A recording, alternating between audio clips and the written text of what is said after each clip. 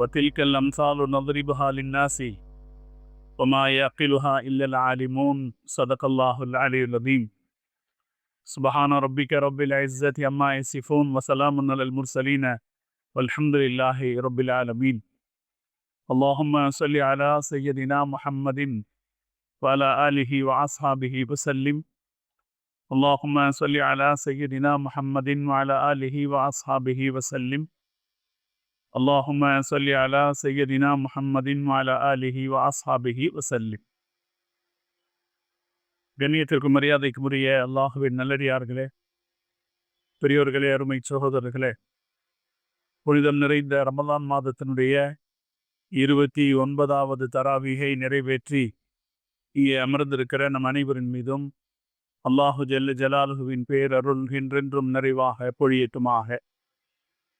அருமையான சகோதரர்களே, அறிஞர்களின் அணிவரிசை என்கிற தொடரிலே இன்றைய தினம் ஷாஹ் வலியுல்லா தஹ்லவி என்கிற ஒரு பேரறிஞரை பற்றி நாம் பார்க்க இருக்கிறோம். இதற்கு முன்னால் நாம் பார்த்த அறிஞர்களெல்லாம் மற்ற நாடுகளை சார்ந்தவர்கள். இவருடைய பேரிலேயே தஹ்லவி என்று இருப்பதை பார்த்திருப்பீர்கள். தஹ்லவின்னா தில்லிக்காரர் அப்படின்னு அர்த்தம். இவர் நம்முடைய இந்திய நாட்டை சார்ந்த ஒரு மகத்தான பேரறிஞர். இஸ்லாமிய கல்வி உலகத்துக்கு இந்தியா ஏராளமான கொடைகளை கொடுத்திருக்கிறது. எடுத்துக்காட்டான முன்மாதிரியான பல அறிஞர்களை கொடுத்திருக்கிறது. அந்த பட்டியல் ஒரு தனியாக ஆய்வு செய்யப்பட வேண்டிய பட்டியல். நம்ம ஊரில் பிறந்து வளர்ந்த ஆலிம்கள் மக்காவிலும் மதீனாவிலும் பெரிய ஆசிரியர்களாக இருந்திருக்கிறார். அங்கிருந்து மக்கள் கல்வியை தேடி இன்று வந்திருக்கிறார். அதே போல பல நூல்கள் இங்கிருந்து எழுதப்பட்டிருக்கிறது. அந்த நூல்கள் அரபு நாடுகளில் இன்றும் பாடமாக இருக்கிறது.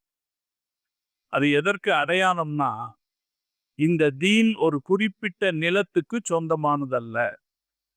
இந்த மார்க்கம் அகில உலகத்திற்கும் சொந்தமானது. அகில உலகத்திலும் உள்ள மக்கள் அவர்களுடைய ஈடுபாட்டு அளவுக்கும் அவர்களுடைய முயற்சியின் அளவுக்கும் இந்த மார்க்கத்திற்கு மிகப்பெரிய பங்களிப்பு செய்திருக்கிறார். நான் பல தடவை உங்களுக்கு சொல்லி இருக்கிறேன், இந்த தீனுக்கு பங்களிப்பு செய்தவர்களில் அரபு அல்லாதவர்கள் ஏராளம். சிஹாஹு சித்தா என்று சொல்லுகிறோமே, மார்க்கத்தினுடைய ஆதாரபூர்வமான 6 நூட்கள். அந்த 6 நூட்களை தந்தவர்கள் எவரும் அரபிகள் அல்ல. இமாம் புகாரி, இமாம் முஸ்லிம், துர்முதி, இப்னு மாஜா, நசாயி, இவர்கள் யாரும் அரபுகள் அல்ல. 4 மதுஹபுகளுடைய இமாம்களில் இமாம் அபூ ஹனீஃபா அரபு நாட்டை சார்ந்தவர் அல்ல. இமாம் அஹமது பின் ஹம்பல் அரபு நாட்டை சார்ந்தவர் அல்ல. இதுபோல இஸ்லாத்திற்காக அரசியல் ரீதியாக பெரிய அளவில் உழைத்த உலக முஸ்லிம்களால் என்றென்றைக்கும் கொண்டாடப்படக்கூடிய பெருந்தலைவர்கள்ல சலாஹுத்தீன் அய்யூபி, நூருத்தீன் ஜங்கி, இவர்கள் எல்லாம் அரபுகள் அல்ல. உமர் முக்தார்னு கேள்விப்படுறோமா இல்லையா? அவரும் அரபு பூர்வீகத்தை சார்ந்தவர்கள் அல்ல. அதனாலே இந்த மார்க்கம் எல்லா சமூக மக்களுக்குமானது. யார் யார் இந்த தீனில் அக்கறையும் ஆர்வமும் கொண்டு உழைத்திருக்கிறார்களோ அவர்கள் எல்லோரும் இந்த மார்க்கத்திற்கு நன்மை செய்திருக்கிறார். அந்த வகையில நம்ம நாட்டில இருந்தும் நிறைய பேர் இந்த தீனுக்கு பங்காற்றி இருக்கிறார்கள். அவர்களில் மிக குறிப்பிடத்தகுந்த ஒருவர் தான் ஷாஹ் வலியுல்லா தஹ்லவி ரஹ்மத்துல்லாஹி அலைஹி அவர்கள். அவருடைய பங்களிப்பு பற்றி இஸ்ஹாக்கு தஹ்லவிங்கிறவர் ஒரு செய்தி சொல்றாரு. இவருடைய பங்களிப்பு எப்படிப்பட்டதுங்கிறத நாம புரிஞ்சுக்கிறதுக்கு ஒரு உதாரணமா சொல்றாரு. இன்ன ஷேக வலியுல்லா மிஸ்லுஹு கமசலி ஷஜரத்தின்.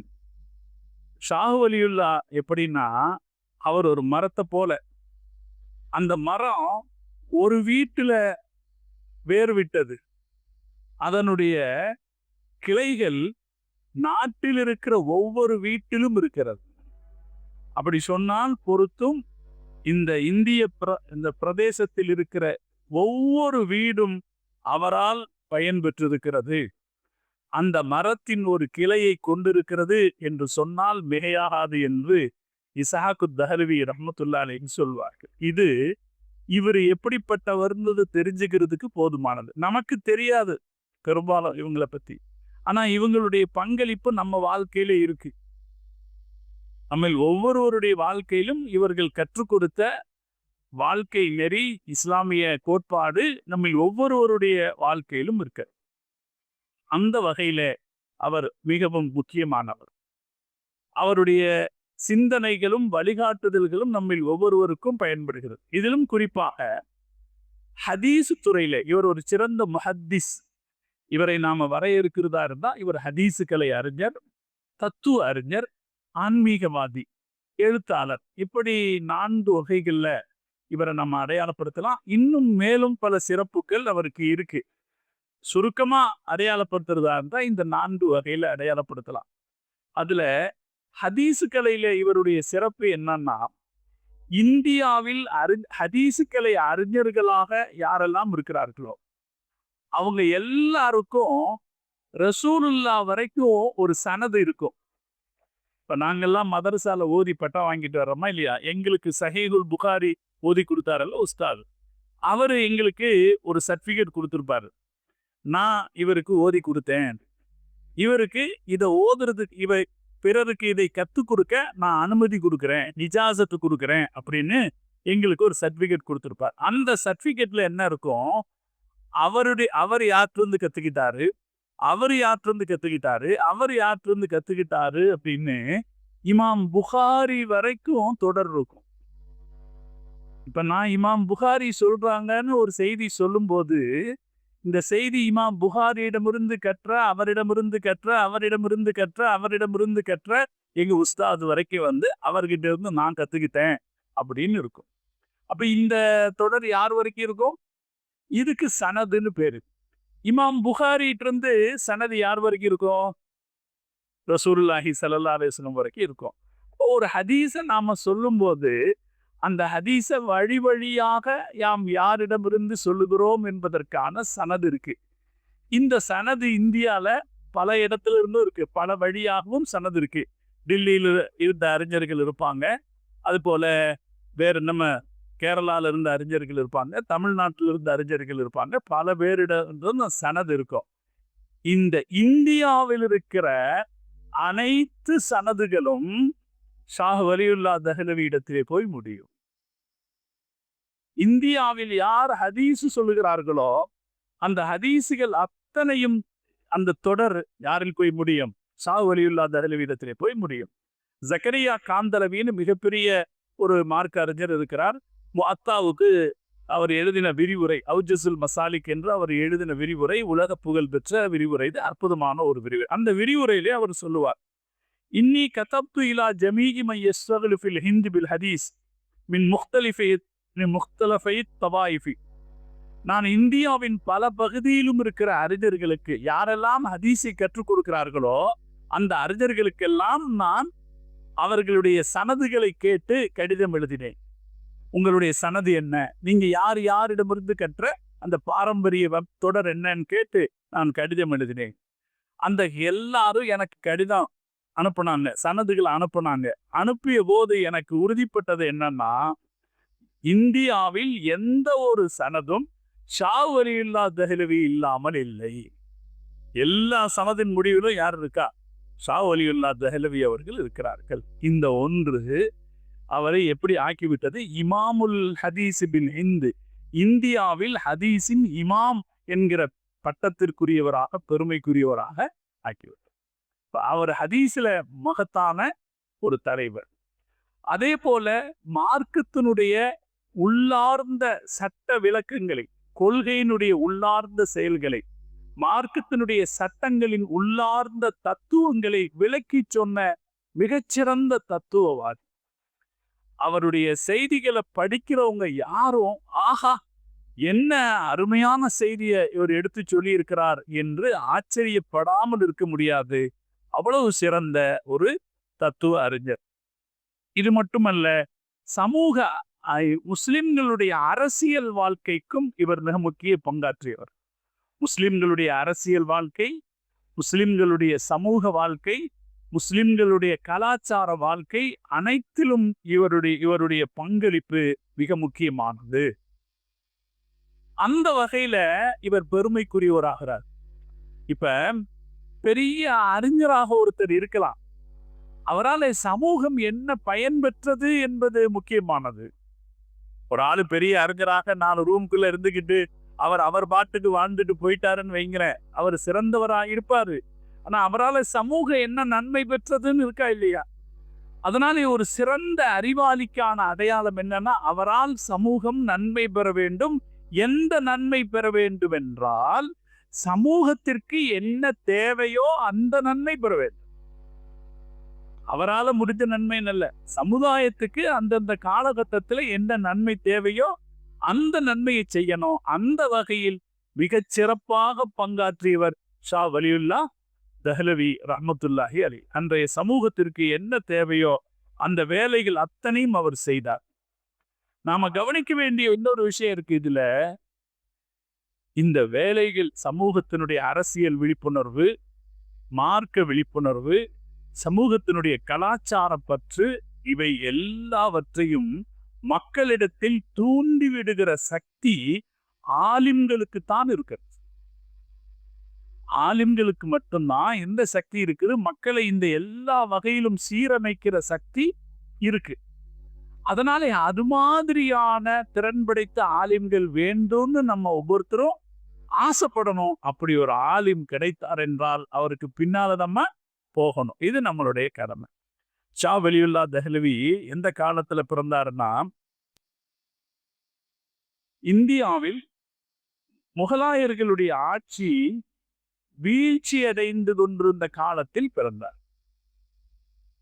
முகலாயர்கள் எப்ப இருந்து இந்த நாட்டை கிட்டத்தட்ட 331 வருஷம் ஆட்சி செய்திருக்காங்க. ஆரம்ப கட்டத்துல முகலாயர்களுடைய அரசுன்னு பார்த்தா 1500 1857 வரைக்கும் சொல்லுவாங்க. முதல் சிப்பாய் கழகம் நடைபெற்ற வரைக்கும் சொல்லுவாங்க. அவ்வளவு தூரம் அதை நிலநிறுத்தினதுல ஷா வலியுல்லாஹ் தஹ்லவிக்கு ஒரு பங்கு இருக்கு. 1857. ஆனா பெரும் முகலாயர்களுடைய உண்மையான வலிமை, உண்மையான ஆதிக்கம் எது வரைக்கும் இருந்துச்சுன்னா 1712 வரைக்கும் தான் இருந்துச்சு. நான் என்ன சொன்னேன், 1857 சிப்பாய் கழகம் ஏற்பட்ட போது டில்லியில் ஜாஃபர் 2ஆம் பகதூர் ஷா ஜாஃபர்னு ஒருத்தர் இருந்தாரு. அவரிடமிருந்து அதிகாரத்தை பிரிட்டிஷ் கம்பெனியினர்கள் பறித்து கொண்ட போது முகலாய அரசு முடிவுக்கு வந்தது அப்படின்னு சாதாரணமா வரலாறு சொல்லும். அப்படின்னா 1857 வரைக்கும் இருந்தாங்கன்னு சொல்லும். ஆனால் யதார்த்தத்தில் முகலாயர்களுடைய வலிமையான அரசு அவ்வளவு காலம் இருக்கல. அவ்வளவு காலம் அதை இழுத்துட்டு வந்ததுல ஷா வலியுல்லாஹ் தஹ்லவிக்கு பங்கு இருக்கு. ஆனா அது எவ்வளவு காலம் இருந்துச்சுன்னா, அவுரங்கசீப்புக்கு அடுத்த அவருடைய 2வது தலைமுறையோடு முகலாய பேரரசனுடைய வலிமை இழந்து போயிடுச்சு. அதாவது 1717 1712 இந்த 12ஓட முகலாய பேரரசனுடைய வலிமை முடிஞ்சு போயிருந்துச்சு. முகலாய பேரரசின் காலம் எப்படிப்பட்டதுன்னா இன்னைக்கு நாம தெரிஞ்சுக்கணும், நம்ம சொல்லணும் உலகத்துக்கு. எந்த ஹிஸ்டரியை எடுத்து படிச்சாலும் சரி, அதுல சொல்லுவாங்க 17ஆம் நூற்றாண்டு முழுவதும் முகலாய பேரரசால் உருவாக்கப்பட்ட அமைதி நிலவியது. இந்தியாவில் அதற்கு முன்னால் அரசுகள் இருந்துச்சு. இந்த அரசுகளுக்கு இடையில ஒரே சண்டை தான். இந்த அரசு அந்த அரசுன்னு அரசுகளுக்கு இடையில ஒரே சண்டையாத்தான் இருந்துச்சு. முகலாயர்கள் ஒரு பரந்தப்பட்ட அரசை கொடுத்தாங்களா இல்லையா? கொடுத்த போது முகலாயர்களின் அரசு 17ஆம் நூற்றாண்டு முழுவதும் ஒரு அமைதியை கொடுத்துச்சு. அந்த அமைதி இந்திய பொருளாதார விரிவாக்கத்திற்கு ஒரு முக்கிய காரணியாக இருந்தது. அதாவது இந்தியா பொருளாதாரத்துல வளமாக இருப்பதற்கு அந்த அமைதி காரணமாக இருந்தது. அதனால உலகத்தில் முகலாய இந்தியாவானது உற்பத்தி துறையில் உலகத்திலேயே முதல் இடத்தில் இருந்தது. இதை நம்ம சொல்லல, ஹிஸ்டரி சொல்லுது. முகல் எம்பரர் அப்படின்னு நீங்க விக்கிபீடியால தேடி பாருங்க, இந்த செய்தி இருக்கு. அது என்ன சொல்லுது? முகலாய இந்தியாவானது உற்பத்தி துறையில், ப்ரொடக்ஷன்ல உலகிலேயே முதலிடத்தில் இருந்தது. அதுக்கு அடுத்து சொல்லுது, 18ஆம் நூற்றாண்டு வரை உலக தொழில்துறை உற்பத்தியில் 25% இங்கிருந்துதான் போச்சு. உலகத்தினுடைய மொத்த உற்பத்தியில 25% இங்கிருந்துதான் போச்சு. 19 அதுல குறிப்பா ஜவுளித்துறையில நமக்கு மிக முக்கியமான ஒரு இடம் இருந்தது. ஆங்கிலேயர்கள் வந்த பிறகும் கூட 19ஆம் நூற்றாண்டு வரைக்கும் ஜவுளித்துறையிலே முக்கிய ஒரு இடம் இருந்தது. அதற்கு காரணம் முகலாயர் காலத்தில் ஏற்பட்ட தொழில் வளர்ச்சி. அதுக்கப்புறம் அவங்க சொல்றாங்க, முகலாய பேரரசின் வீழ்ச்சி. முகலாய பேரரசு 1712 அவுரங்கசீப்புக்கு பிறகு அது வீழ்ச்சி அடைந்தது. அவுரங்கசீப்பினுடைய காலத்தில் அது உச்சத்தில் இருந்தது. நான் ஏற்கனவே உங்களுக்கு சொல்லி இருக்கிறேன், அவரு காபூலில் இருந்து செங்கல்பட்டு வரைக்கும் ஆட்சி செய்தார். மிக நீண்ட நிலப்பரப்பை 50 வருஷம் ஆட்சி செய்தார். அவருடைய காலத்தில் இந்தியா பொருளாதாரத்தில் ஆக சிறந்த ஒரு நாடாக விளங்கியது அப்படிங்கிற செய்திகள்லாம் சொல்லியிருக்கோம். அவருக்கு அடுத்த 2 தலைமுறையில அந்த நாட்டை கட்டி காக்க முடியல. அதனால 1712 அவங்க வீழ்ச்சி அடைகிறாங்க. வீழ்ச்சி அடைகிற இந்த காலகட்டத்தில் 712 வீழ்ச்சி அடைகிறாரா? இந்த காலகட்டத்துல அவுரங்கசீப் இறந்து போறதுக்கு 4 வருஷத்துக்கு முன்னால ஷா வலியுல்லா தஹ்லவி பிறக்கிறார். அவுரங்கசீப் மூத்தாகிறதுக்கு 4 வருஷத்துக்கு முன்னால பிறக்கிறார். அப்ப அவர் பிறந்த பிறகு அவுரங்கசீப் இறந்து போறாரு. அரசும் கொஞ்ச நாள்ல ஆட்டங்கண்டு பெரிய நிலப்பரப்பை ஆட்சி செய்கிற அளவுக்கு வலிமை படைத்தவர்களாக அவுரங்கசீப்புக்கு பின்னால வந்தவங்க எல்லாம் இருக்கல. இந்த காலகட்டத்துல இஸ்லாமிய இந்த இந்தியாவுக்கு எதிர்ப்பு வந்தது 2 பக்கத்துல இருந்து. ஒண்ணு மராட்டியர்கள்ல ஒரு காட்டுத்தனமான அரசு உருவாகி அவங்க இந்தியா முழுக்க அவங்க இந்தியாவிலையும் தஞ்சை வரைக்கும் அவர்கள் ஆட்சி செய்திருக்கிறாங்க. இவர்களால ஒரு பெரிய தொல்லை தொடர்ந்து ஏற்பட்டு கொண்டிருந்தது. இன்னொன்னு ஆங்கிலேய கிழக்கிந்திய கம்பெனியர்கள். இந்த மராட்டியர்களும் கிழக்கிந்திய கம்பெனியர்களும் கைகோர்த்து கொண்டாங்க பல கட்டத்திலேயே. நம்ம தஞ்சை நகரத்தினுடைய வரலாறு படிக்கிற போதே தெரியும். தங்களுடைய ஆதிக்கத்தை நிலைநாட்டிக் கொள்வதற்காக மராட்டியர்கள் கம்பெனியர்களோடு அவங்களுக்கு பல ஊர்களை தானமா கொடுத்து, இவங்க தங்களுடைய நிலத்தை பாதுகாத்துக்கிறதுக்காக அவங்களுக்கு தானமா கொடுத்து அவங்கள இங்க சுகமா தங்குறதுக்கு இடம் கொடுத்துட்டாங்க மராட்டியர். இந்த மராட்டியர்களாலையும் கம்பெனியர்களாலும் கிழக்கிந்திய கம்பெனியினாலும் முஸ்லிம்களுக்கு மிகப்பெரிய சிக்கல் ஏற்பட்டிருந்தது. அவர்களுடைய பரந்துபட்ட அரசு நிலப்பரப்பு பெரிய தடுமாற்றத்தில் இருந்தது. இந்த நேரத்துலதான் இவரு பிறக்கிறார். 1703 இவரு பிறக்கிறார். எங்க பிறக்கிறாரு? உத்தரப்பிரதேசத்தில் இருக்கிற முசஃபர் நகர் ஊர் இருக்கா இல்லையா, முசஃபர் நகர்ல இவர் பிறக்கிறாரு. அப்ப அவருக்கு என்ன பேர் வச்சாங்கன்னா குத்துபுத்தீன்னு பேர் வச்சாங்க. குத்துபுத்தீன் அகமதுன்னு அந்த குழந்தைக்கு பேர் வச்சாங்க. அவங்க தகப்பனாரு அவன் தகப்பனார் பேர் அப்துல் ரஹீம். அவர் மிகச்சிறந்த சட்ட வல்லுனர். அவர் தன் பேர்ல ஒரு மதரசா வச்சிருந்தார். மதரசா ரஹீமியான்னு ஒரு மதரசா வச்சிருந்தார். மிகச்சிறந்த சட்ட வல்லுனர் தான் இருந்தார். அவருடைய கனவுல தில்லியில் இருந்த மிகச்சிறந்த இஸ்லாமிய ஆன்மீக அறிஞர் குத்துபுத்தீன் காக்கி ரஹ்மத்துல்லாஹி அலைஹின்னு தில்லியில மிகப்பெரிய ஒரு ஆன்மீக அறிஞர் இருந்தார். அவர் பேர்ல தான் குத்துப் மினார் இருக்கு. குத்துபுத்தீன் ஐபக்குங்கிற மன்னன் குதுப் மினாரை கெட்டினாரு. அதனால அதுக்கு குதுப் மினார்னு பேர் வரல. குத்துபுத்தீன் ஐபக்கும் அது மாதிரி மற்ற சில அரசர்களும் கெட்டினாலும் குத்துபுத்தீன் பக்தியார் காக்கி ரஹ்மத்துல்லாஹி அலைஹி அவர்களுடைய ஞாபகமாகத்தான் அதுக்கு குதுப் மினார்னு பேர் வச்சாங்க. அதனால அது ஒரு பெரிய இறைநேசருடைய நினைவாக சூட்டப்பட்ட பெயர் தான் குதுப் மினார். நம்மளும் இன்னைக்கெல்லாம் போனாலும் ஒரு அமைதி, அலாதியான அமைதி கிடைக்கிறத நம்ம அங்க பார்க்கலாம். அங்க போய் இன்ஷா அல்லாஹ் நம்ம போகலாம். அங்க போனா அலாதியான ஒரு அமைதி அந்த இடத்துல இருக்கிறத பார்க்கலாம். அங்கே ஷம்சுத்தீன் இல்துத்மிஷினுடைய மக்பரா இருக்கு. மற்ற பல மக்பராக்களும் அங்க இருக்கு. அந்த குத்துபுத்தீன் காக்கி இவருடைய தந்தையினுடைய கனவில் வந்து, உங்களுக்கு ஒரு மகன் பிறப்பாரு. அந்த மகனுக்கு என் பேரை வைங்கன்னு சொல்லிட்டு போயிட்டார்.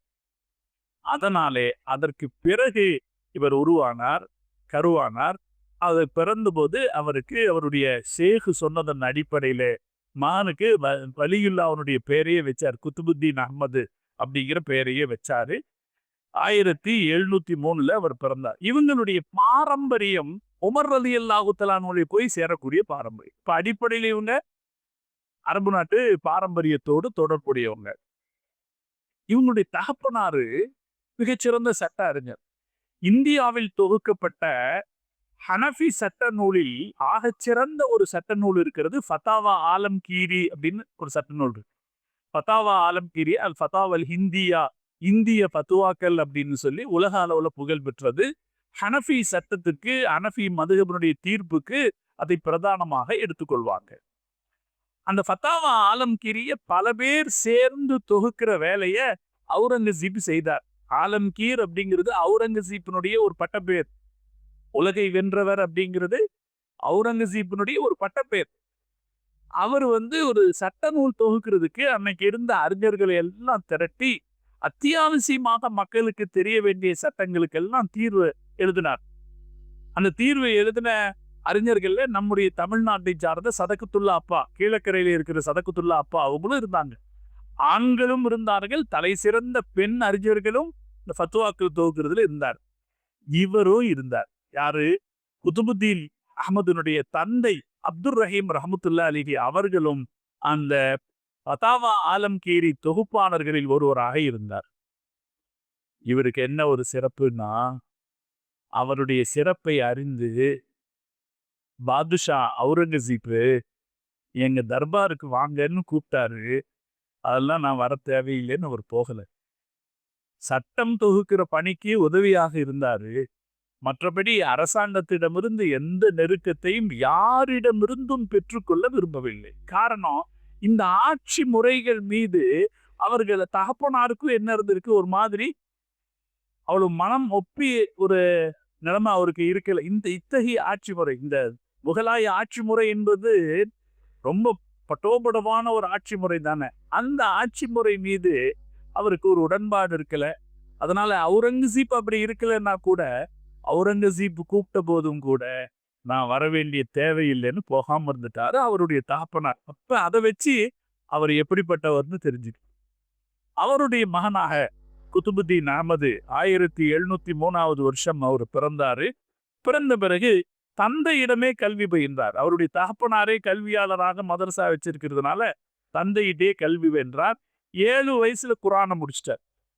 7 வயசுல குரானை மனனம் செஞ்சு முடிச்சிட்டார். 5 வயசுல தொடங்கி 7 வயசுல முடிச்சிட்டாருன்னு வருது. அது கொஞ்ச நாள்லயே 10வது வயசுலயே முல்லா ஜாமின்னு சொல்லுவாங்க. அரபு சட்ட இலக்கண நூல், ஒரு சிறப்பான பெரிய அளவில் படிக்கப்படக்கூடிய ஒரு இலக்கண நூல். அந்த இலக்கண நூலை 10வது வயசுலயே படிச்சிட்டாரு. அதுக்கு அடுத்து தொடர்ச்சியாக மார்க்கத்தினுடைய நூல்கள் பலதையும் சீக்கிரமாக படிச்சு தேர்ந்தார். 17வது வயசுல அவங்க தகப்பனார் இறந்து போனார். இறந்து போன பிறகு இவர் அதே மதரசாவில பொறுப்படுத்திக்கிட்டார்.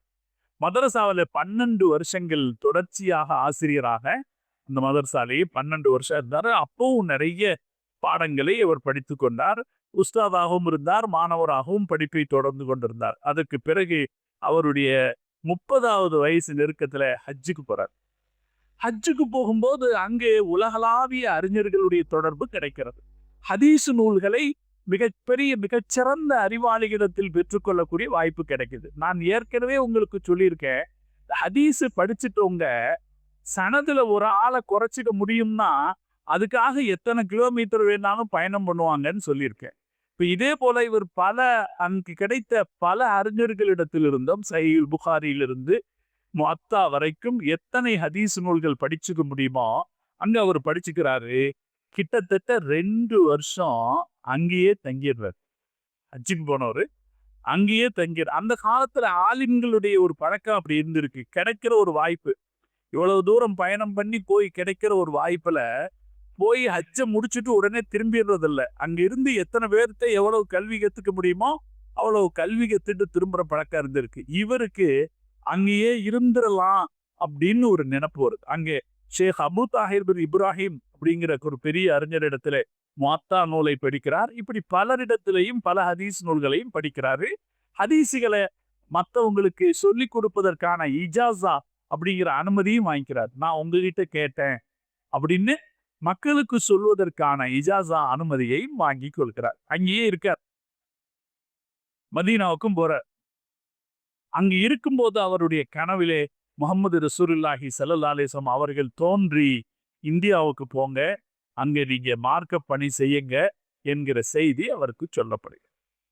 ஷா வலியுல்லா தஹலவி அவங்க அதுக்கப்புறம் இந்தியாவுக்கு போயிடலாம், நம்ம ஊருக்கே திரும்பி போகலான்னு வர்றாங்க. இங்க இருந்த நிலைமை எப்படின்னா, அரசியல் ரீதியாக அவுரங்கசீப்பிற்கு பிறகு இந்தியாவுடைய ஆட்சி அதிகாரம் பெரிய தடுமாற்றத்திற்குள்ளாகி முஸ்லிம்கள் பல முனை தாக்குதலில் இருக்கிற நேரம். ஒரு பக்கம் பிரிட்டிஷ் கிழக்கிந்திய கம்பெனியினுடைய தாக்குதல், இன்னொரு பக்கம் மராட்டியர்களுடைய தாக்குதல். இந்த தாக்குதலுக்கு தில்லியை மையமாக கொண்ட முஸ்லிம்களுடைய அரசு பெரும் நெருக்கடிக்குள்ளாகி இருக்கிற நேரத்துல இங்கு வரணும்ன்ற செய்திய ரசூல் ஸல்லல்லாஹு அலைஹி வஸல்லம் அவங்க அவருக்கு சொல்றாங்க. அவர் இங்க வர்றார். சகோதரர்களே, இந்த உலகத்துல முஸ்லிம் உம்மத்துக்கு நடந்த எந்த ஒரு நல்ல செயலுக்கு பின்னாலும் முகமது ரசூலுல்லாஹி ஸல்லல்லாஹு அலைஹி வஸல்லம் இருக்கிறார். நான் பல தடவை உங்களுக்கு சொல்லியிருக்கேன். அதுல ஒரு உதாரணம் இவரு அங்கேயே கல்வி கற்றுக்கொண்டு அங்கேயே இருந்துடலான்னு பல வருஷம் அங்க இருக்கலான்னு இருந்தவரை ரசூல் ஸல்லல்லாஹு அலைஹி வஸல்லம் நீங்க ஊருக்கு போங்க அப்படின்னு அனுப்பிச்ச உடனே இங்க வந்தார். இங்கு வந்திருக்கிற இந்த சூழ்நிலைகளை பார்த்தாரு. இங்க என்னன்னா ஒரு விஷயம் நம்ம புரிஞ்சுக்கணும். அரசியல்ல நம்ம ஒரு நிலைப்பாட்டில் இல்லைன்னா எல்லா சீர்கேடுகளும் தானா வந்துடும். ஒரு அரசியல் நிலைப்பாடு இல்லைன்னா நம்ம ஒழுங்கா தொழுக முடியுமா? ஒழுங்கா மார்க்கம் கத்துக்க முடியுமா? ஒரு காலம் இருந்துச்சு, ஒரு 30 வருஷத்துக்கு முன்னாடி எந்த ரயில்வே ஸ்டேஷன்லயும் தொழுகலான்னு இருந்துச்சு ஒரு சூழ்நிலை. தொழுதா அதுக்கு ஒரு மதிப்பு கொடுப்பாங்கன்னு இருந்துச்சு. இன்னைக்கு வடநாட்டுல இருக்கிற நிலைமை என்ன? வடநாட்டுல சொந்த இடத்துல கூட தொழுகிறது சர்ச்சையாகிட்டு வருது இல்லையா? அரசியல் சூழ்நிலைகள்ல தடுமாற்றம் ஏற்படும் போது மக்கள் சிதைவு அடைஞ்சிருவாங்கிறது யதார்த்தம். இப்படி சிதைவு அடையும் போது எல்லாம் சிதையும். கொள்கை சிதையும், இஸ்லாமிய வாழ்க்கை வழி சிதையும், கலாச்சாரம் சிதைவடையும், எல்லாம் சேர்ந்து சிதைவடையும். அதனால அரசியல் சீர்குலைவு அப்படிங்கிறது ரொம்ப ஆபத்தான விஷயம். ஒரு சமூகத்தினுடைய மரியாதை மிகப்பெரிய அளவிலே பாதிப்பை ஏற்படுத்தக்கூடியது. இந்த கட்டத்தை ஷா வலியுல்லா தஹலவி அவங்க புரிஞ்சுக்கிட்டாங்க. புரிஞ்ச உடனே அவங்க செய்த வேலைகள் என்னன்னா, இதை சீர்திருத்தத்துக்கு என்னெல்லாம் அரசியல் ரீதியாக எப்படி சமூகத்தை சீர்திருத்தணும் அந்த வேலையை செஞ்சு வெற்றி அடைஞ்சார். சமூக ரீதியாக என்னென்ன பாதிப்புகளுக்கு ஆளாயிருக்கு அதுல வெற்றி அடைஞ்சார். நீங்க ஒரு யதார்த்தம் என்னன்னா, இன்னைக்கு நம்ம எகிப்துக்கு போறோம். எகிப்து முஸ்லிம் நாடு தானே. எவ்வளவு பெரிய அளவில் இஸ்லாம் நிலை பெற்றிருந்த நாடு அப்படித்தானே எகிப்து. அங்க பெரும் பல்கலைக்கழகங்கள் எல்லாம் இருக்கிறது. பகதாது எவ்வளவு பெரிய பெரிய பல்கலைக்கழகங்கள். ஆனா எகிப்துல கைரோ, நீங்க அதே ஊருக்குள்ள இப்ப பாத்தீங்கன்னா கேபரா டான்ஸ் நடக்கிற நிறைய இடமும் இருக்கு. எங்கதான் இருக்கு? அதுலயும் குறிப்பா பெல்லி டான்ஸ்ன்னு சொல்றாங்களா இல்லையா, அது எங்க அதிகமா இருக்கு? காரணம் என்னன்னா, எகிப்த பிரெஞ்சு படைகள் ஆக்கிரமிச்சிருந்தாங்க. நெப்போலியனுடைய படைகள் எகிப்தை ஆக்கிரமிச்சிருக்கு. அப்படி ஆக்கிரமிச்சிருந்த காலகட்டத்துல பிரெஞ்சு கலாச்சாரம் அவங்களுக்குள்ள ஏராளமா ஊடுருவிச்சு. இன்னைக்கும் நம்ம அரபு நாடு முழுக்க இந்த பிரெஞ்சு கலாச்சாரத்தை பார்க்கலாம். நம்ம ஆச்சரியப்படுறோமா இல்லையா? அரபு பெண்கள் போடுற ட்ரெஸ், மேல பரதா போட்டு இருந்தாங்க, உள்ளுக்குள்ள அவங்க போடுற ட்ரெஸ், அவங்க பண்ணி கொள்ளுகிற அலங்காரங்கள் இது எல்லாமே பிரெஞ்சு கலாச்சாரத்தை கொண்டது. அவங்க பயன்படுத்துற வாகனம் ஓட்டுற நடைமுறை நம்ம லெஃப்ட், அவங்க ரைட்டு. சுவிட்ச் போட்டா நமக்கு கீழே போட்டா தான் ஆனு, அவங்களுக்கு மேல போட்டா ஆனு. அது இப்படி பிரெஞ்சு கலாச்சாரம் அரபு நாடு முழுக்க மிகப்பெரிய பாதிப்பு ஏற்பட்டு அவங்கள தீனுடைய வழியை விட்டு ரொம்ப தூரம் மாத்தி கூட்டிட்டு போயிருக்கு. நம்ம நாட்டுல அப்படி ஒரு ஆபத்து நடக்கலங்க. தீன் மாஷா அல்லாஹ், அல்லாஹ்வுடைய கிருபையால தீன் அதனுடைய அசலான வடிவத்தில் அன்று வந்த காலத்திலிருந்து இந்த வரைக்கும் அப்படியே இருக்கு. கொள்கை ரீதியான சிதைவு ஏற்படல, கலாச்சார ரீதியான சிதைவு ஏற்படல, இஸ்லாத்தினுடைய அடிப்படை கட்டமைப்புகளுக்கு சிதைவு நம்ம நாட்டுல ஏற்படல. அப்படி அந்த விபத்து ஏற்படாமல் பாதுகாத்த பெருமை ஷா வலியுல்லாஹ் தஹ்லவி ரஹ்மத்துல்லாஹி அலைஹிக்கும் அவருக்கு பின்னால் வந்த ஆலிம்களுக்கும் இருக்கு. இந்த ஆக்கிரமிப்புகள் ஏற்படும் போது சமூகத்தில் பிரச்சனை ஏற்படுமா இல்லையா? இந்த காலகட்டத்துல அவங்க வர்றாங்க. முதல்ல அரசியல் ரீதியாக சமூகத்தை வலிமைப்படுத்தணும்னு நினைக்கிறான். இப்ப பலகீனம் அடைஞ்சிருக்கு. ஒரு பேரரசு, முகலாய அரசு பேருக்கு இருக்கு. முகலாய ஜகீர் அவுரங்கசீப்பினுடைய பிள்ளைங்க இருக்காங்க, ஆனா வலிமை இல்லாம இருக்காங்க. மராட்டியர்களுடைய படையெடுப்புகளால பிரச்சனை ஏற்பட்டு அந்த சந்தர்ப்பத்தில் இவர் நல்ல மன்னர்களுக்கு எல்லாம் கடிதம் எழுதினார். நம்ம எல்லாம் ஒன்றுபட்டு நிற்க வேண்டிய அவசியத்தை பத்தி கடிதம் எழுதினார். அந்த கடிதம் மிகப்பெரிய மிகப்பெரிய தாக்கத்தை ஏற்படுத்தியது. அதே போல ஆப்கானிஸ்தானில் இருந்த மிகப்பெரிய அரசன் அஹமது ஷா அப்தாலின்னு ஒரு பேரரசர் இருந்தாரு ஆப்கானிஸ்தான்ல. அவருக்கும் ஒரு கடிதம் இருந்தார். அந்த கடிதத்துல ரொம்ப நயமாக இந்தியாவுக்குள் நீங்க ஆதரவு இந்தியாவில் இருக்கிற இந்த இஸ்லாமிய அரசாங்கத்தை, முஸ்லிம்களுடைய அரசாங்கத்தை பாதுகாக்க வேண்டியதனுடைய அவசியம் என்னங்கிறத ரொம்ப திறம்பட ஒரு கடிதத்துல சொன்னாரு. இந்த கடிதத்தை இன்னைக்கு RSS காரன், அவங்க சார்ந்தவங்க அவங்களுடைய வலைத்தளங்கள்லையும் இதுலையும் போடுவாங்க. இவர் எப்படிப்பட்டவர்னா, இவர் மிகப்பெரிய நுணுக்கமான ஜிஹாதை தூண்டிவிட்டவர் அப்படின்னு போடுவாங்க. அவருக்கு கடிதம் அஹமது ஷா அப்தாலிக்கு கடிதம். அஹமது ஷா அப்தாலி படையெடுத்து வந்தார். ஒரே ஒரு கடிதம் தான். யார் போட்டது?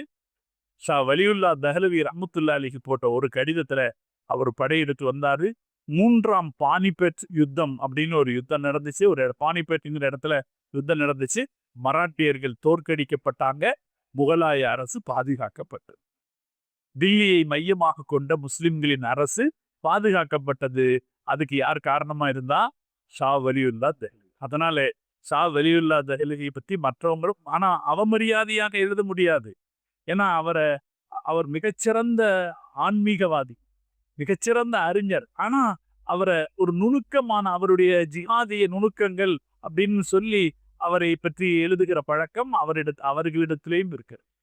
இப்ப இந்தியாவில் டெல்லியை மையமாக கொண்ட இஸ்லாமிய அரசுக்கு, முஸ்லிம்களுடைய முகலாயர்களுடைய அரசுக்கு, அந்த அரசு எப்படிப்பட்ட அரசு அல்ல, இந்தியாவை சீரழித்த அரசு அல்ல. அதுக்கு தான் நான் சில உதாரணங்களை காமிச்சிட்டேன். உலகத்தில் முதன்மை இடத்திற்கு கொண்டு போய் நிறுத்திய அரசு, அமைதியை நிலைநாட்டி பொருளாதார வளத்தை உருவாக்கி நாட்டினுடைய உற்பத்தியை பெருக்கி உலகத்துக்கு முன்னுதாரணமாக கொண்டு நிறுத்தின அரசு 18ஆம் நூற்றாண்டு வரைக்கும் அப்படி இருந்துச்சு. அதுக்கப்புறம் அறிஞர்கள் சொல்றதுண்டு, முகலாய அரசு வீழ்ந்த உடனே பொருளாதாரத்தில் வீழ்ச்சி ஏற்பட தொடங்கியது. இதை அறிஞர்கள் எழுதுவாங்க. அப்ப அது செஞ்ச முதல் திருத்தம் அரசியல் ரீதியான 3ஆம் பானிபட் யுத்தத்தில் அஹமது ஷா அப்தாலி மராட்டியர்களை தோற்கடித்து முஸ்லிம்களுடைய அரசை நிலைநாட்டினார். இது ஒண்ணு. அதனாலதான் அதுக்கு பின்னால் இருந்து 1712 அதுக்கப்புறம் 1857 வரைக்கும் கிட்டத்தட்ட 150 வருஷங்கள், 150 வருஷம் முகலாய பேரரசு இந்தியாவில் தாக்குப்பிடித்து நிற்பதற்கு ஷா வலியுல்லாஹ் தஹ்லவி காரணமாக இருந்தார். ஒண்ணு. சமூக சீர்திருத்தம். இவருடைய காலகட்டத்தில் இஸ்லாமிய அரசு வீழ்ச்சி அடைய தொடங்கிய போது முஸ்லிம்களிடத்திலே இஸ்லாமிய போதனை செய்பவர்கள் இருக்கல. அதனால என்னாச்சுன்னா முஸ்லிம்களும் மற்றவங்களை பார்த்து பல கலாச்சாரத்தை எடுத்துக்கிட்டாங்க. உதாரணத்துக்கு இளம் பெண்கள் 2வது கல்யாணம் பண்ணிக்கிறது இல்ல.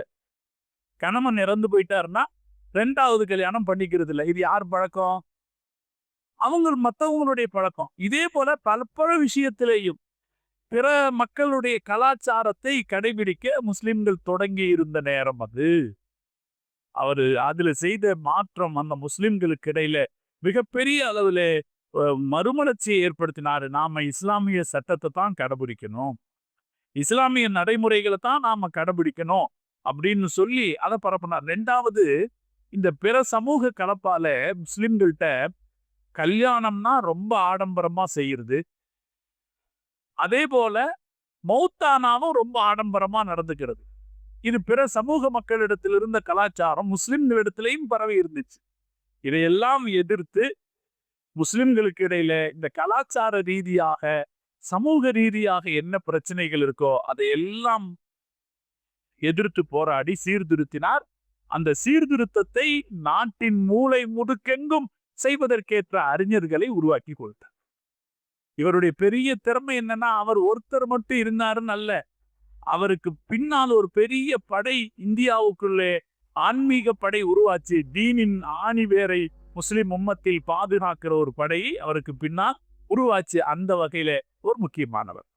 அதுக்கடுத்து முஸ்லிம்களுக்கு இடையிலே என்ன நடந்துகிட்டு இருந்துச்சுன்னா, தேவையில்லாத விஷயத்துல சின்ன சின்ன விஷயத்துல சண்டை போட்டுக்கிட்டு இருந்தாங்க. ரொம்ப ஹனஃபி ஷாஃபி, வடநாட்டு பொறுத்த வரைக்கும் அந்த ஹனஃபிகள் மட்டும் தானே இருக்காங்க. அதனால இந்த ஹனஃபி மதுஹப் அப்படின்னா அதை ரொம்ப தூக்கி பிடிச்சி அதுல ரொம்ப பிடிவாதம் காட்டுகிற ஒரு இயல்பு இருந்துச்சு. இது முஸ்லிம்களை பிளவுபடுத்தி கொண்டிருந்துச்சு. ஹனஃபி ஷாஃபி என்கிற பிளவுபடுத்திக்கிட்டு இருந்த போது அப்படி அல்ல அப்படின்னு சொல்லி இந்த மதுஹபுகளுக்கு இடையில் இருக்கிற சட்ட கருத்து வேறுபாடுகள் எதனால் ஏற்பட்டது, இது ஒன்றும் பெரிய விஷயம் இல்லைங்க.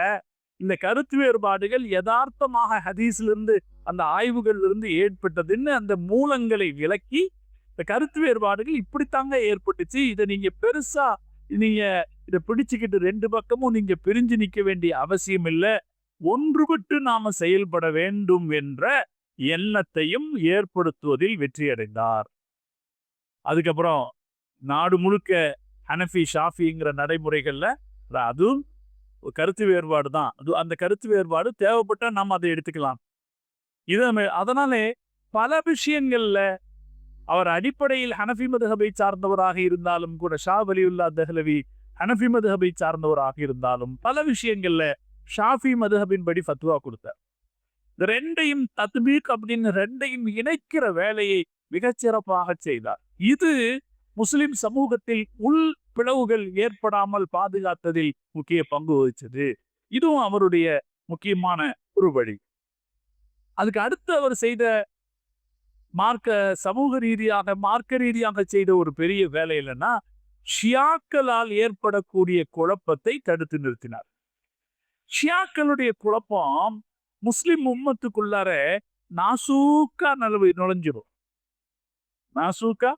நுழைஞ்சிரும். சகஜமா கண்டுபிடிக்க முடியாது. நாசூக்கா நுழைஞ்சிரும். அல்லாஹ், முஹம்மது, அலி, பாத்திமா, இந்த போஸ்டர் எல்லாம் முதல்ல நிறைய இருக்கும். இப்பதான் இல்ல, இப்ப சமீப காலங்கள்ல தான் இல்ல. நம்ம சின்ன பிள்ளையா இருப்பதெல்லாம் பார்த்திருப்போம். வீட்டுக்குள்ள போனா என்ன போஸ்டர் இருக்கும்? அல்லாஹ், முஹம்மது, அலி, பாத்திமா. இங்க இயல்பாக அபூபக்கர் சித்திக் ரலியல்லாஹு தஆலா, உமர் ரலியல்லாஹு தஆலா விடப்பட்டிருப்பாங்க. இது ஷியா கருத்து. இந்த ஷியா கருத்து மக்களுக்கு தெரியுமா?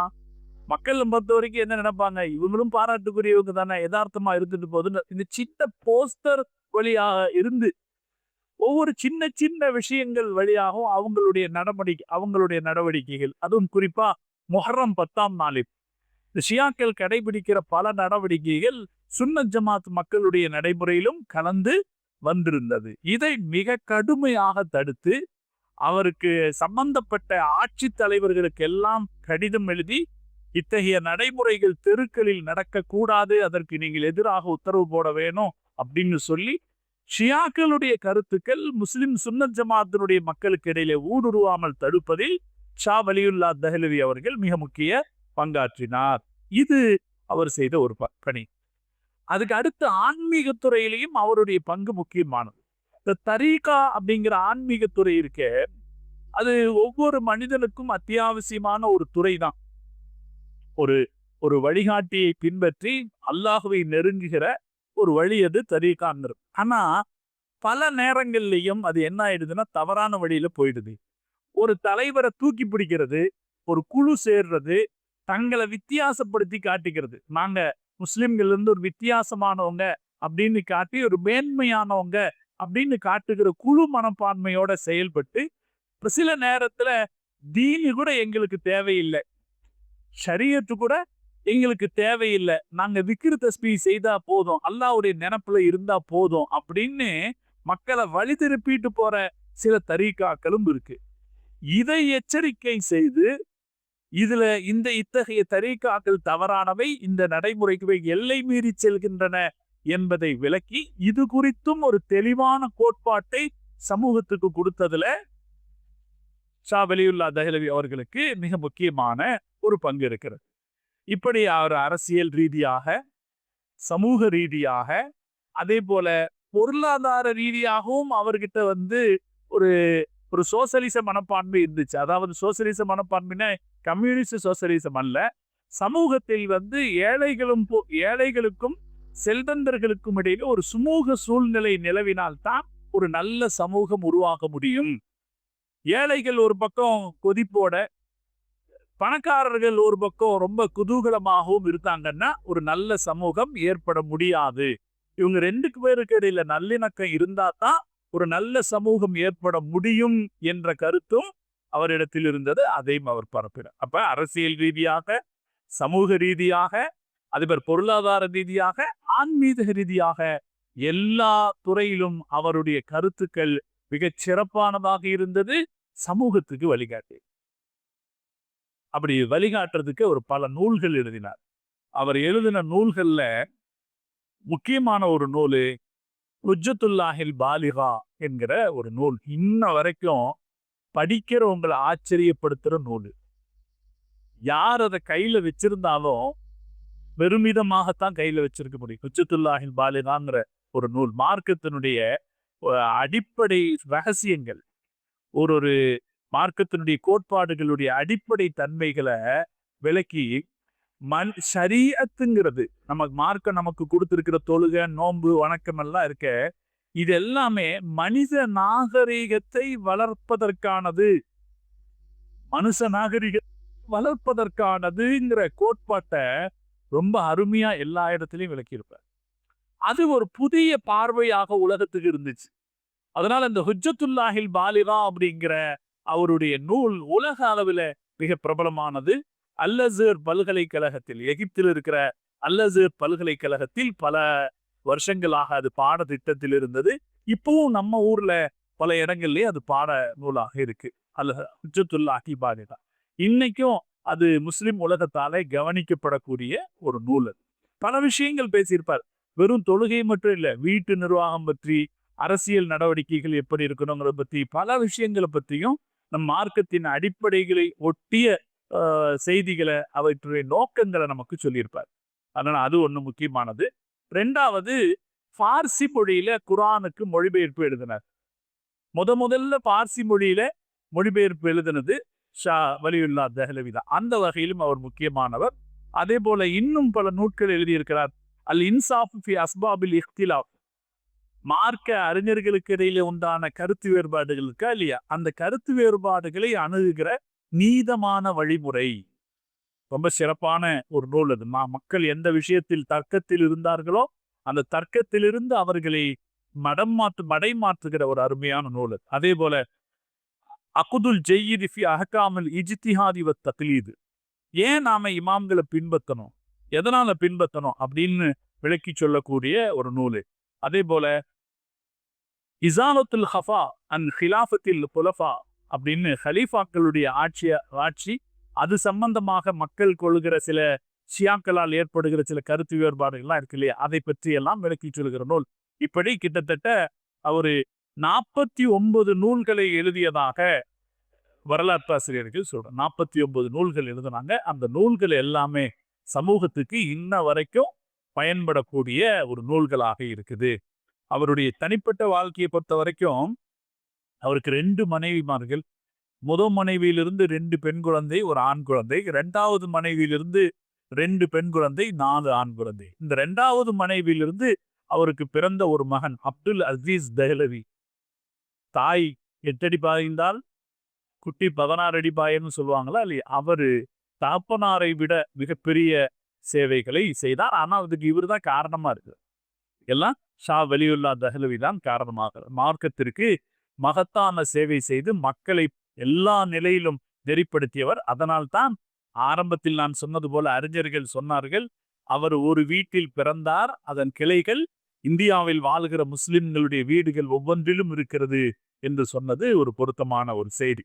1762வது வருஷம் ஆகஸ்ட் மாசம் அவர் பழைய டெல்லியில் இருக்கிற ஒரு பள்ளிவாசல்ல சும்மா தொழுதுட்டு இருக்கும்போது மௌத்தானார். அவருடைய 59வது வயசுல மௌத்தானாரு. டெல்லி கேட் இருக்கு இல்லையா? டெல்லி கேட்டுக்கு பக்கத்துல ஒரு கபர்ஸ்தான் இருக்குது. அந்த கபர்ஸ்தான்ல அவருடைய தகப்பனார் அப்துல் ரஹீமுக்கு பக்கத்தில் அவர் நல்லடக்கம் செய்யப்பட்டார். இவருடைய சாதனைகளில் ஒன்றுதான், இவரால் உருவாக்கப்பட்ட மாணவர்கள் இந்தியா முழுவதிலும் போய் மதரசாக்களை உருவாக்கினார். வேலூர்ல தில்லியில தேவ்பந்துன்னு இருக்குன்னு சொல்லி கேள்வி. இந்தியா முழுவதும் இருக்கிற மதரசாக்கள், அந்த மதரசாக்கள் தான் இந்த பகுதியில் இஸ்லாம் அடையாளம் மாறாமல் இருப்பதற்கு காரணம். இன்னைக்கும் அப்படித்தானுங்க. இன்னைக்கும் நமக்கு எல்லாம் வட்டி ஹராம்னு தெரியும். எது ஹலாலு எது ஹராமு அப்படின்னு யாருக்காவது தெரியாம இருக்குமா? முஸ்லிம் சமுதாயத்துக்கு தெரியுது. அதை கடைபிடிக்கிற சமுதாயமாகவும் முஸ்லிம் சமுதாயம் இன்ன வரைக்கும் இருக்குது. அதற்கு காரணம் அவருடைய தூண்டுதலால் உருவாக்கப்பட்ட மதரசாக்கள் நாடு முழுக்க பரவியது. அதன் காரணமாக நாடு முழுக்க, இந்தியா முழுக்க நீண்ட நெடுங்காலம் இஸ்லாம் நிலைத்திருப்பதற்கு இவர் பங்காற்றினார். அப்படிங்கிறதுனால இவரை மகத்தான இஸ்லாமிய சீர்திருத்தவாதி என்று அடையாளப்படுத்துகிறார்கள். அவரு கிட்டத்தட்ட 200 வருஷத்திற்கு முன்னால் 1700களில் அவர் வஃபாத் ஆகிவிட்டாலும் கூட இன்று வரைக்கும் அவருடைய பயன் சமுதாயத்துக்கு கிடைத்து கொண்டே இருக்கிறது. அறிஞர்கள் அப்படித்தான், காலம் கடந்தும் பயன்படக்கூடியவர். அவங்க தங்களுடைய சொந்த நலனை யோசிக்கிறவங்க அல்ல, தீனுடைய நலனை யோசிப்போம். அப்படி அவர்கள் பங்காற்றுகிற போது ஒருவேளை இவங்களுக்கெல்லாம் இவங்க காலத்திலேயே மதிப்பு கிடைச்சது. சில பேருக்கு அவங்க காலத்துல அந்த மதிப்பு கிடைக்காம போச்சு. கிடைக்காவிட்டாலும் சமூகம் பின்னால அவர்களுடைய பிரயோஜனத்தை அறிந்து அவர்களை தலைமேல் வைத்து கொண்டாடி கொண்டிருக்கிறது. இதுதான் யதார்த்தம். இதை நாம புரிந்து கொள்ள வேண்டியது. இஸ்லாம் என்பது அறிவார்த்தமான மக்களின் வழியே நடைபெறக்கூடிய ஒரு பாரம்பரியம். நம்ம அதைத்தான் பார்த்தோம். இந்த உலகத்தை ஆச்சரியப்படுத்துகிற அறிஞர்களுடைய ஒரு பெரிய அணிவரிசை யார்கிட்ட இருக்கு? நம்மகிட்ட இருக்கு. நான் ரொம்ப எப்பவும் ஆச்சரியமா சொல்றது, நம்மள மாதிரி இவ்வளவு நட்சத்திரங்களை கொண்ட ஒரு கூட்டம் இந்த உலகத்தில் வேறு யாருக்கும் இல்லை. அல்லாஹ் நமக்கு கொடுத்திருக்கான். அல்லாஹ் ஜல்ல ஜலாலுஹு அந்த நல்லவர்களை நம் வாழ்க்கையில மதித்து வாழவும், அவர்களை பின்பற்றி வாழவும், அவர்களுடைய கல்வியாலும் பணியாலும் பயனடைந்து கொள்ளவும் அல்லாஹ் நமக்கு தௌஃபீக் செய்தல் புரிவானா. அவர்களுடைய பாதையிலே நாமும் மார்க்கத்தை சிறப்பாக தெரிந்து கொள்ளவும் கடைபிடிக்கவும் அல்லாஹ் நமக்கு தௌஃபீக் செய்தல் புரிவானாக. இன்னைக்கு 29ஆம் நாள் இரவு, இதுவும் லைலத்துல் கத்ருடைய இரவாக இருக்கலாம். நாம அதுக்கான அக்கறை கொஞ்சமாவது கொடுக்கணுமா இல்லைங்களா? இன்ஷா அல்லாஹ் அந்த முயற்சியில கொஞ்சமாவது எடுத்து, கொஞ்சமாவது நம்மால சிறப்பான நல்லமல்களை செய்து இந்த இரவை நாம இந்த இரவருடைய மரியாதையை நாம் பயன்படுத்தி கொள்வோம். அல்லாஹு தாலா லைலத்துல் கத்ருடைய அனைத்து வகையான நன்மைகளையும் நம் அனைவருக்கும் தந்தல் புரிவானாக. இந்த ஆண்டு ரமலான் மாசத்தை நமக்கு அல்லாஹ் சிறப்பானதாக கொடுத்தான். இதே போல இனியும் பல ரமலான்களை நிறைவாகவும் முழுமையாகவும் பெற்றுக்கொள்ள அல்லாஹ் தௌஃபீக் செய்வானாக. இந்த ரமலானிலே அல்லாஹ் நம்மை சீதேவிகள் கூட்டத்தில் சேர்த்தல் புரிவானாக. இந்த ரமலானிலே வெற்றி அடைந்தவர்களாக அல்லாஹ் நம் அனைவரையும் ஆக்கியல் புரிவானாக. இந்த ரமலானை நமக்கு சார்பாக சாட்சி சொல்லக்கூடிய ரமலானாக அல்லாஹ் ஆக்கியல் புரிவானாக. இதுபோல இன்னும் இன்னும் ஏராளமான ரமலான்களை அல்லாஹ் நமக்கு தந்தல் புரிவானாக. நாம் செய்த அனைத்து இபாதத்துகளையும் அல்லாஹ் கபூல் செய்தல் புரிவானாக. அந்த இபாதத்துகள் அங்கீகரிக்கப்பட்டதன் அடையாளத்தை இனிவரும் நாட்களில் நாம் பார்ப்பதற்கு அல்லாஹ் தௌஃபீக் செய்தல் புரிவானாக. ரப்பனா தகப்பல் மின்னா இன்னக அன்த ஸமீஉல் அலீம் வ துப் அலைனா இன்னக அன்தத் தவ்வாபுர் ரஹீம் வ ஆகிர் தஅவானா அல்ஹம்துலில்லாஹி ரப்பில் ஆலமீன். அஸ்ஸலாமு அலைக்கும் வ ரஹ்மத்துல்லாஹி வ பரகாத்துஹு.